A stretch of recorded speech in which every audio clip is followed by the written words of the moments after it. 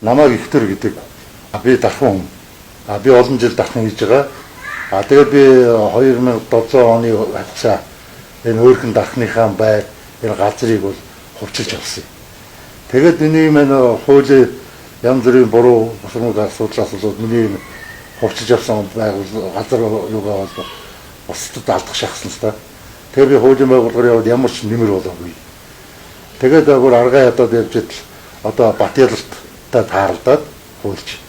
Батялалтаа тааралдаад тэгээд би Батялалтаас хуулийн зөвлөгөө авсан.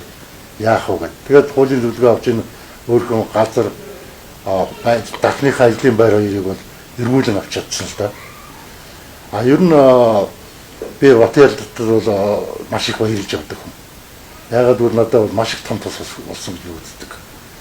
Одоо би иргэдийн шудраг шүүхэд төрийн бас байгууллагын гишүүнээр ирсэн.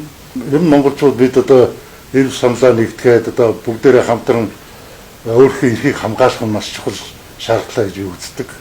Би ер нь хуульч Батялалтад их баярлж явдаг. Яагаад гэвэл тухайн үед хэрэг хуульч Батялалт надтай таараагүй тэгээд зөвлөгөө өгөөгүй байсан бол би ер нь өөрхөн дархны байр газар эдрэг бүрэн алдах байсан. Харин хуульч Батялалттай таарснаар энэ бүхэн бол бүтэж одоо өөрийн болгож авсан л да. Ер нь тэгээд цаашид одоо энэ хуульч одоо Батялалт бидний ийм сайхан залуучууд одоо их хурд сонгогдвол одоо Монгол Улсын төрийн завхрал эдгээр бол маш зүгээр болж одоо Монголын одоо ирээдүйн наашл гэж би бодож байна тийм аа.